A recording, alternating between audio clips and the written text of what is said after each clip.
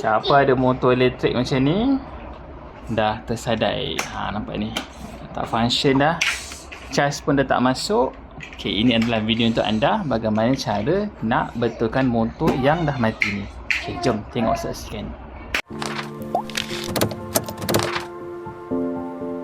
Okey, masalah motor ni saya rasa adalah disebabkan bateri dah kong. Sebab biasanya kalau kita pakai motor ni, kita cas lama, malam cas, esok pagi baru buka kan. Jadi lama-lama bateri dia bermasalah.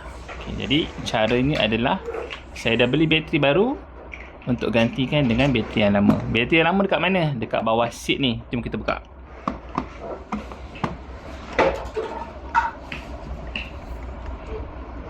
Nak tengok aku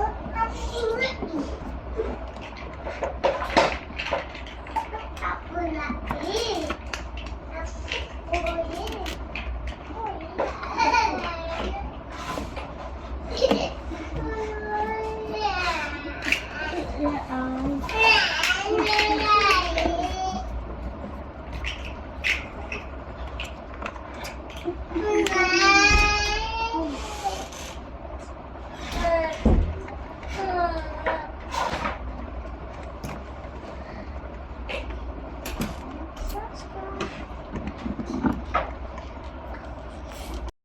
Okey, ni bateri lama. Boleh tengok dekat sini 6 volt 4.5 ampere hour per 20. Dan ini adalah bateri baru. Saya ambil spek yang sama juga. Dia adalah 6 volt 4.5 ampere hour juga 20 hour. Okey. Okey, jom kita pasang. Dia ada polariti positif dengan negatif. Okey, buka dulu ni. Kemudian kita masukkan kabel yang positif. Kabel yang positif ni kita masuk dekat sini. Okey, masuk.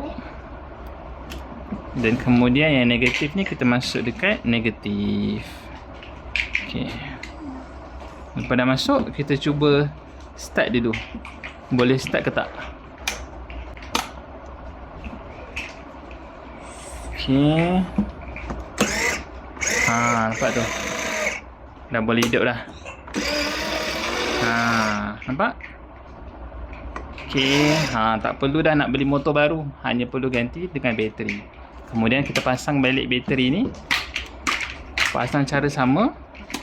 Masukkan je dalam ni. Dalam ni. Sembunyikan wire dia.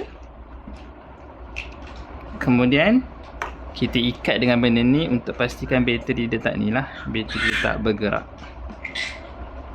Okay, dan kita screw balik semua. Okay.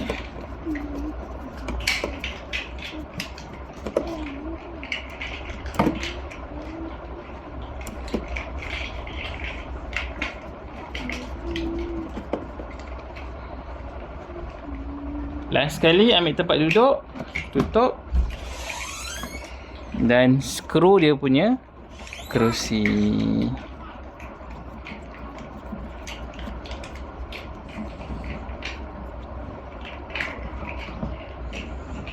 Okey, semoga bermanfaat. Jangan lupa subscribe, like dan share. Subscribe pun tak banyak lagi ni.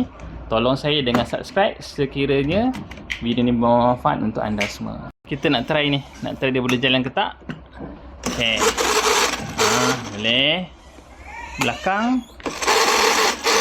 Boleh juga dan lagu. Okey. Semoga bermanfaat.